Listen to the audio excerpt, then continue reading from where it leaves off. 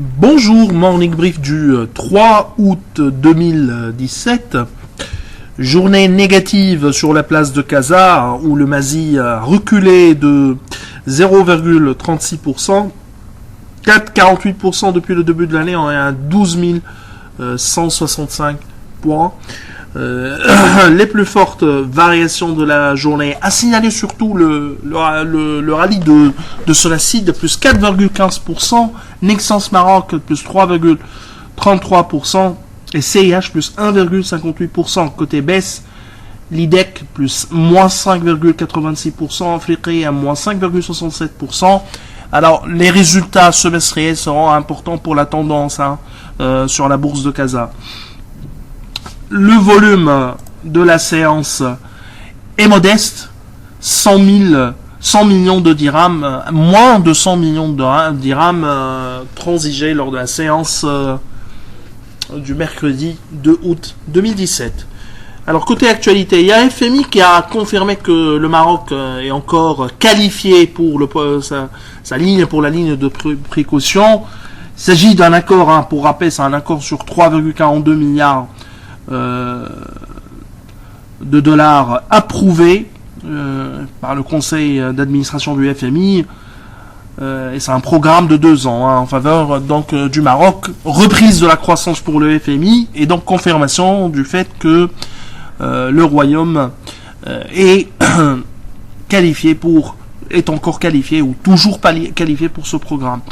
Autre actualité, c'est la vente de l'automobile au mois de juillet, un rebond important, plus 22,88% par rapport au mois de juin 2017, plus 3,91% depuis le début de l'année, à presque 100 000 unités, dont une hausse de 2,52% sur les VP,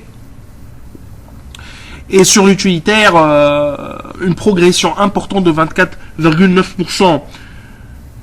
Bien sûr, Dacia, première part de marché, 29,11%, avec 33,83% de croissance pour ses ventes. Et Renault, deuxième part de marché, 12,78%.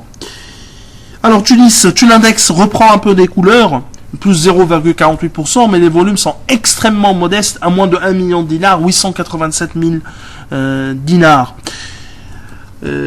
Pour ce qui est des variations de la journée, signalé 5,99% affiché, une hausse affichée par Electrostar, qui a annoncé la clôture de l'augmentation de capital en levant 9,100 millions de dinars, 9,1 millions de dinars. 75% de la recapitalisation lancée, souhaitée, ou du montant souhaité, et donc si on regarde le prospectus, si on mène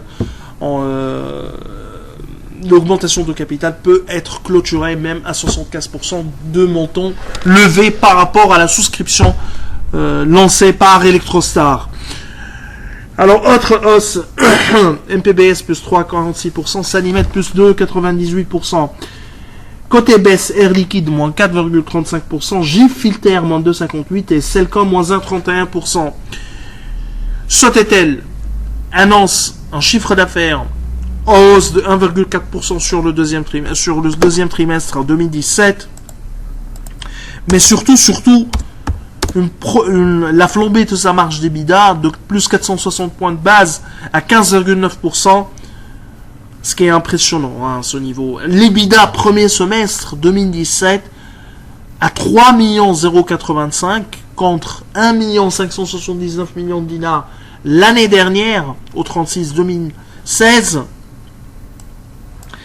sachant que sur l'ensemble de l'année, la marge d'EBITDA de Sotetel était située à 4,9 millions 64.